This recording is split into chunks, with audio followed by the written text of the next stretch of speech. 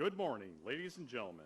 On behalf of Lieutenant General Gregory K. Anderson, the Commanding General of the 18th Airborne Corps in Fort Liberty, and Command Sergeant Major Brian D. Barker, the Command Sergeant Major of the 18th Airborne Corps in Fort Liberty, welcome to this historic redesignation ceremony. Today, we will officially redesignate Fort Liberty, North Carolina to Fort Bragg, North Carolina. At this time, we would like to extend a sincere welcome to our distinguished visitors.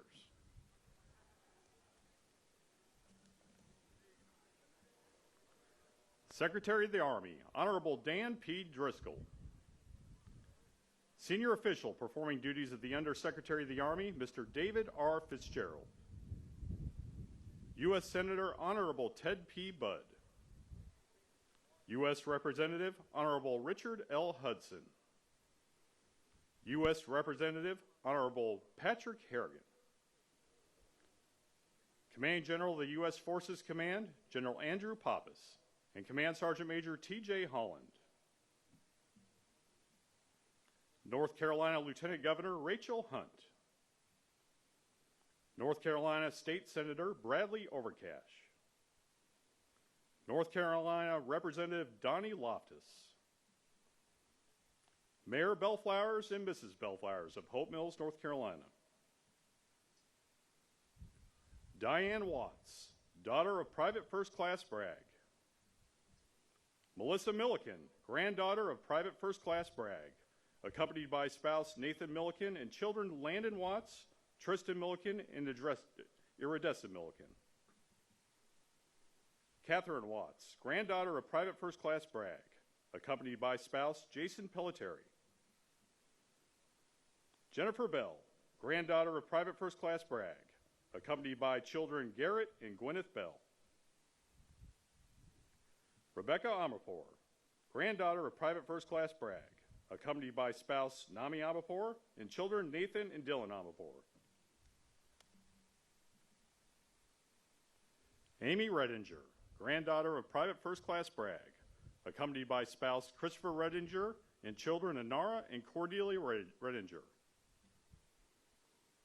Brian French, grandson of Private First Class Bragg.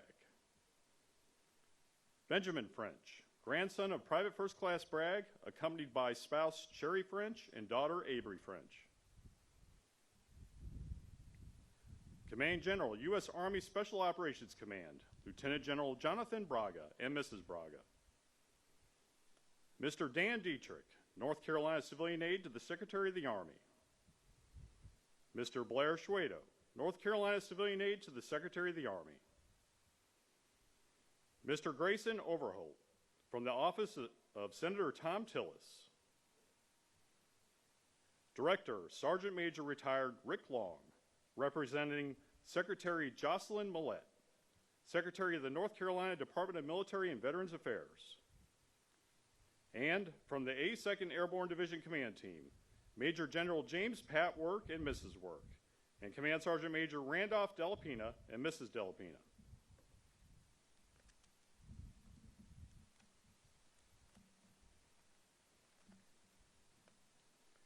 The color guard for today's ceremony is provided by the Fort Bragg Sergeant Audie Murphy Club. Ladies and gentlemen, please stand for honors to Lieutenant General Anderson.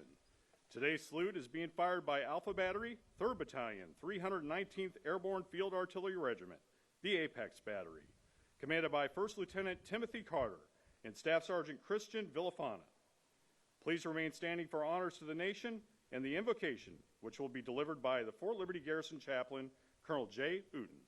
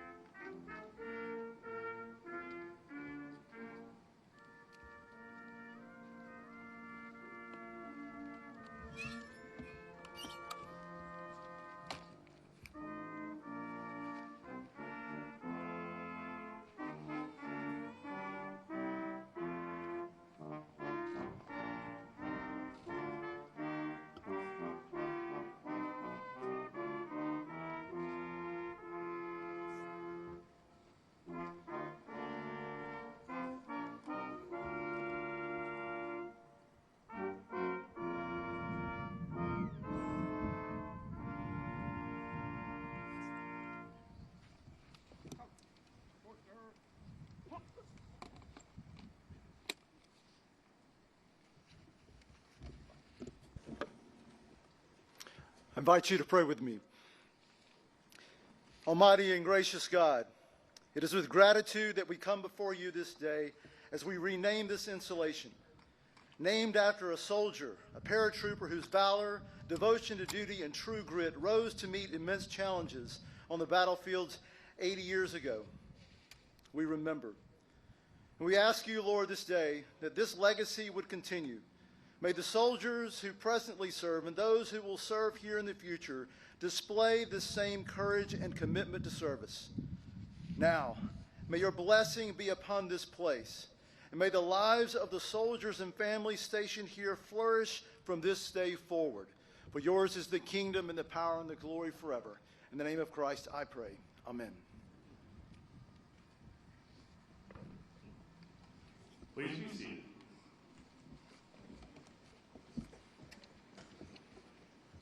At this time, Captain Roland L. from Alpha Battery, 3rd Battalion of the 319th Airborne Field Artillery Regiment is presenting Mrs. Diane Watts with the last canister fired from today's salute battery in recognition of her father's service and dedication.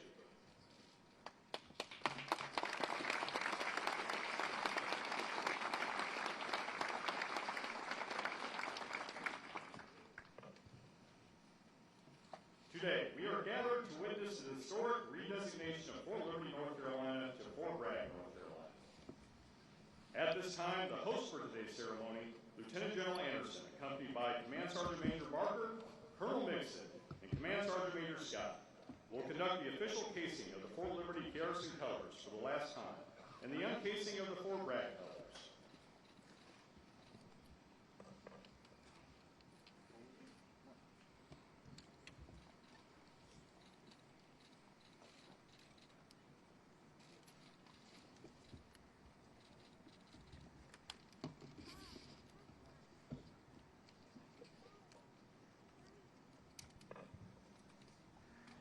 The very heart of a unit is symbolized by the colors under which the troops serve.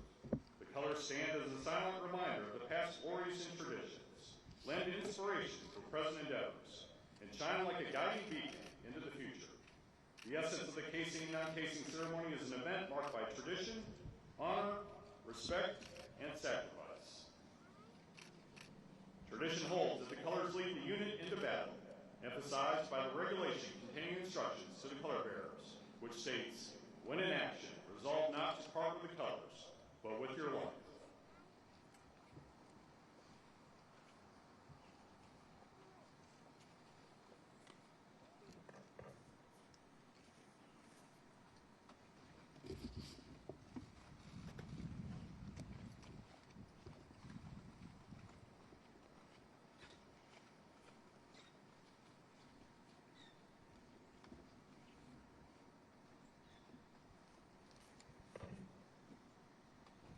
Just like the casing, the uncasing ceremony is a simple event, rich with tradition and heritage. It defines a point in time to commemorate the beginning or continuation of a unit's history along with the lineage by carrying on the finest of traditions of the United States Army.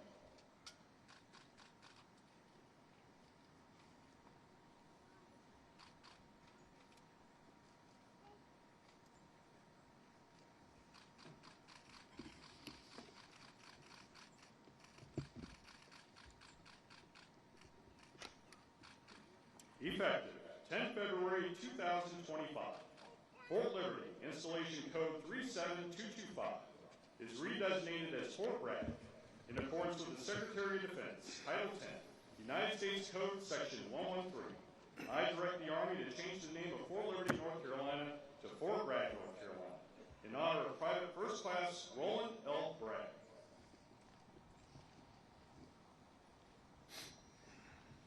Ladies and gentlemen, Lieutenant General Gregory K. Anderson. Hey, good morning, everyone. Ladies and gentlemen, soldiers, families, and honored guests, thank you for being here today. It's a great day for our Army and our community.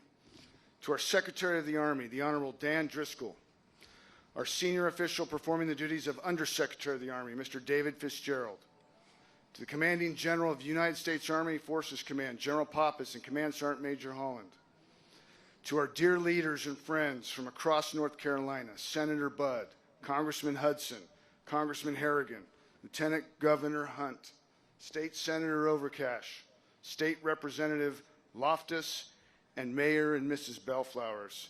I'm grateful to you all for your leadership and service and for honoring us today with your presence. To the wonderful family of Private First Class Roland Bragg, it has been great to get to know you and to have you here after traveling from every corner of this nation. You have made this event truly special for everyone. Thank you. Today, we gather on an installation that is the largest in our Army per capita, covering 164,000 acres, supporting over 48,000 soldiers, 80,000 family members, 2,000 Department of Defense civilians, and nearly 100,000 retirees and their families. It is home to our Forces Command and Army Reserve Command. It is home to the 18th Airborne Corps, the Joint Special Operations Command, the United States Army Special Operations Command, the 82nd Airborne Division, and much more. Fort Bragg is just not any base. It is our nation's premier force projection platform. It is a culture of toughness and war fighting, and it is a way of life. We refer to Fort Bragg as the center of the universe, the beating heart of our Army's ability to deploy without warning anywhere across the globe, to help and assist others, to respond to crises, to deter conflict, and if necessary, to fight and win our nation's wars. For over 100 years, our citizens have come here from every corner of the nation, every walk of life to serve others, to live with noble purpose, and to challenge themselves to become the nation's warriors. Fort Bragg is a place where ordinary people transform into heroes. Ordinary people like Private First Class Roland L. Bragg. PFC Bragg came from humble beginnings. His story embodies the greatest generation. Born in Webster, Maine in 1923, he came of age in the depths of the Great Depression, selling vegetables from the family farm and working alongside his brother at his father's auto salvage yard. In July of 1943, Bragg enlisted in the Army, and after earning his jump wings, he was assigned to the 513th Parachute Infantry Regiment, 17th Airborne Division, 18th Airborne Corps, and he trained right here in the pine forests of Fort Bragg. Soon he was off to the European theater of World War II, and on a bitter cold January morning, outside of Bastogne, Belgium, as the Battle of the Bulge raged, he would put that training to test. The 17th Airborne, or the Golden Talons Division, was engaged in a fierce battle over a critical piece of terrain. During that fighting, Private First Class Bragg was wounded and taken prisoner along with 4 other paratroopers. They were subsequently taken to a German aid station behind enemy lines. While he was there, PFC Bragg learned that his German captor and another American paratrooper were both Freemasons. They somehow convinced the German guard to let the prisoners go, but only if Private First Class Bragg first knocked the German guard out with a rifle, so it looked like he struggled. Wounded as he was, PFC Bragg was more than happy to oblige. As well as he took the German soldier's uniform, and then he commandeered a German ambulance nearby. Bragg then loaded the wounded paratroopers into the truck and began a race back to the American lines under intense fire. Fire which he actually believed had killed the wounded paratroopers in the back of the ambulance that he had tried to save.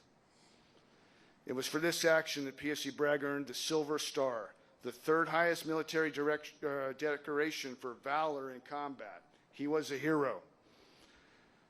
But we can only imagine the burden he carried for years, believing he had let his fellow paratroopers down. Roland Bragg married his wife Barbara in 1946, and together they raised 3 daughters, Linda, Deborah, and of course Diane, who we are honored to have with us here today. Diane, could you please stand up so we can see you? Thank you.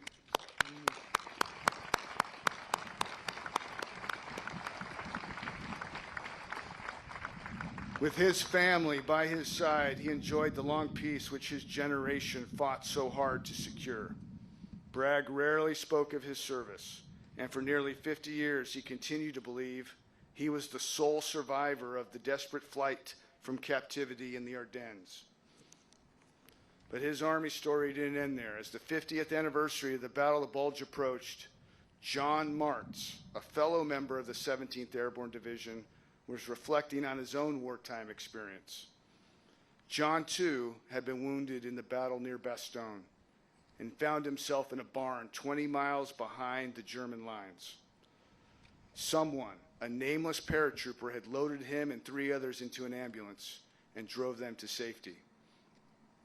John Martz began writing letters to surviving members of his division, searching for the man who had saved his life. One of those letters was sent to Private First Class Bragg. Quote, "I remember sitting at the kitchen table reading that letter," Bragg told a California paper, "and chills went up and down my spine."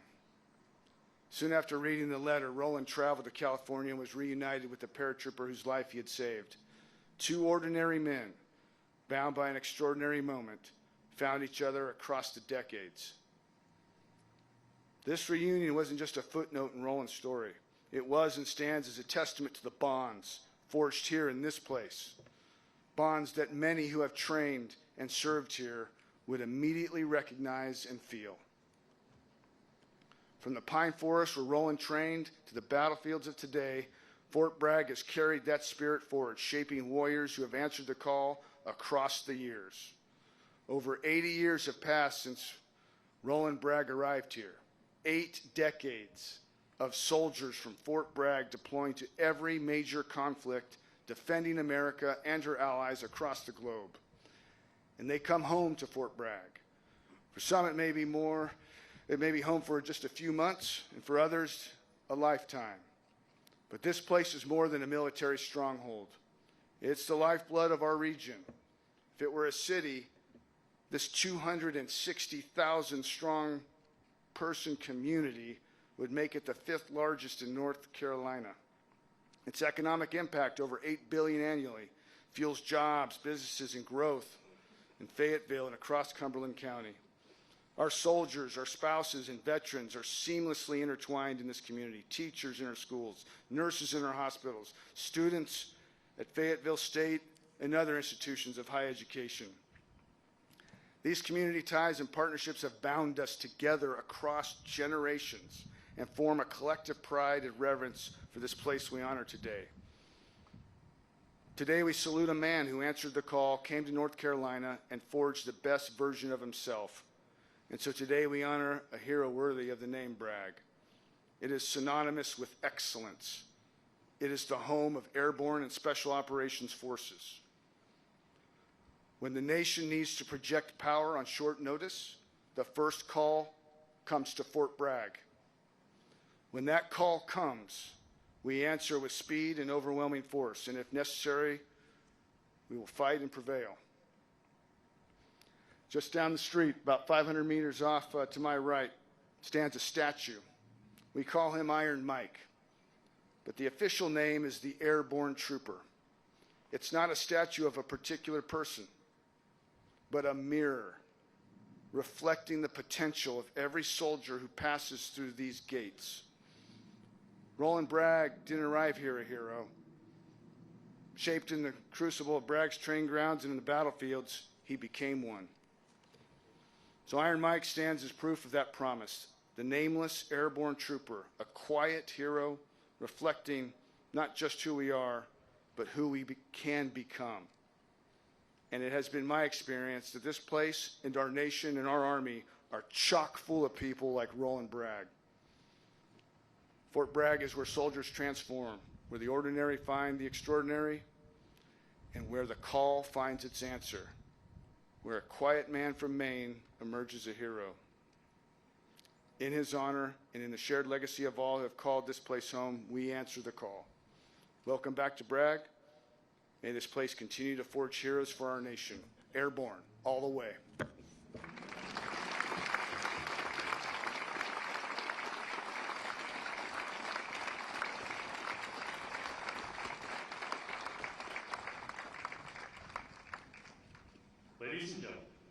granddaughter of Private First Class Roland L. Bragg, Mrs. Rebecca Arnold.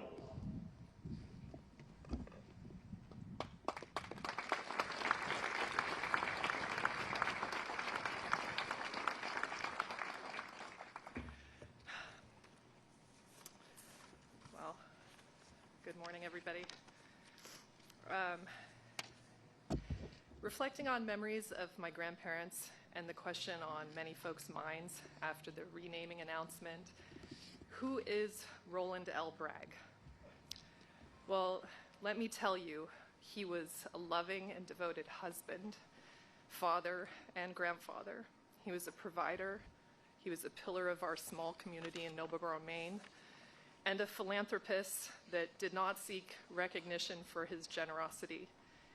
Even his own family did not know the full extent of his generosity until after he was gone.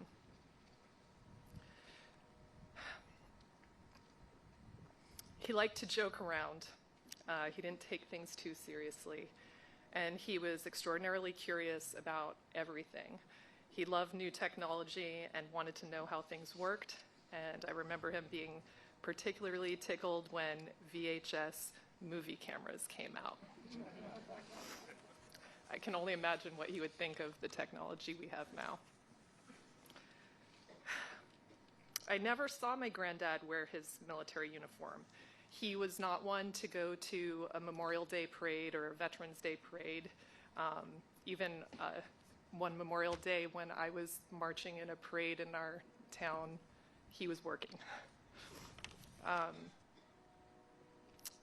The uniform I knew him to wear were green and blue Dickies, work clothes, a t-shirt, and later in life, suspenders. And he had a big heart. He was strong, hardworking, and proud. My grandpa, as you've heard, was a Depression-era kid. He grew up with very little, and he's definitely a member of what I think we all know and understand to be the greatest generation. He saved everything and anything that had any value or could be reused or salvaged in any way, and he put those salvage efforts to good use in many projects over the years. My grandfather was a stable force in my life. My grandparents' home was a second home to my sister Jennifer and I. We grew up in the same small town of Nobleboro, Maine, and we were at our grandparents' home a lot. I have a lot of really great memories of my granddad, playing checkers with him and him never letting me win. And I literally never won. He would make pancakes for us, and I know this was a tradition he did for his own children. He carried it on to his grandchildren, and he would take special requests, any shape you wanted. If it was a bunny or a bear, didn't matter. You want a leaf, he'll make it for you. I had a lot of fun going on outings with him. He loved to go to air shows and car shows and antiquing. And I got to go looking at jobs with him when he ran his building moving business. I remember climbing under buildings, learning about foundations and heavy equipment, construction, hydraulics, and learning negotiation and people skills from observing my grandfather and how he dealt with people around him, including his customers. One of my favorite jobs that we looked at together was out in Vinyl Haven, which is a small island off mid-coast Maine. And it was so much fun because we got to take the ferry boat out to the island.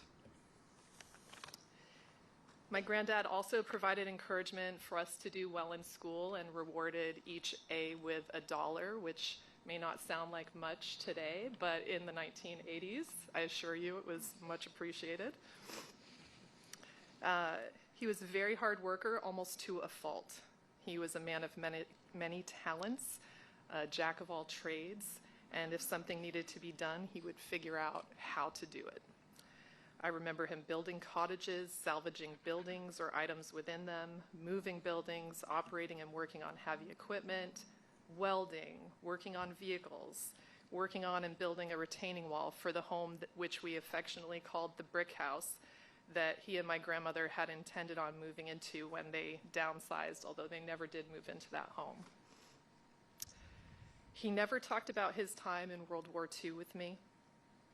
I love history and was curious about it, and I discussed it with my grandmother a number of times. And I feel very blessed. You heard a moment ago the story of the man, John Martz, who reached out to him from California. This happened in the mid-90s. Again, my grandfather had spent his entire life thinking everyone in the back of that ambulance had died. And I feel like it was a tremendous gift for him to learn that someone had survived, and it was a true blessing. I also really love the story that my grandmother told me, which is also recounted in what is our history book for Noblesboro, Maine. I'll show you guys a copy here. This was a book that was written in 1988, and this was done in celebration for our bicentennial. And my grandparents both are featured in this book for a number of different reasons, because they were very involved in their community. But there is one story that's recounted in here. It's one that my grandmother had shared with me. My grandmother told me that she and my grandfather were dating before he left for the war, and she decided to send him a Parker pen and pencil set with metal caps for Christmas. When he got that set, he wore it over the pocket over his heart. And thankfully, when he was hit in the chest with shrapnel, the metal pen and pencil prevented the shrapnel from entering his heart. He was sent to an Army hospital to convalesce, and during that time, he wrote home to his brother Floyd and Floyd's wife Lizzie in a letter dated February 22nd, 1945. And I'm going to just read you a short passage from that letter. When I got back to the rest camp, I came to the hospital to let them take some steel out of me. All I've been doing here is writing letters. This war is no fun, though. There's too much grief in it. I lost a lot of my buddies, but they all went down fighting. I learned one thing, and that is rank doesn't mean a thing when you're in a tight spot. It's the one with a little common sense. All I can say is that I thank God that I'm still here today. I've always loved this quote, and I've shared it with my own children over the years when retelling our family history. And I think my granddad, if he were here today, would encourage the folks here to use their common sense, to work hard in school and beyond. And most certainly, he would want them to appreciate the importance of giving back and making an impact on your own communities when you're done with your service to your country. I thank you for having us here today.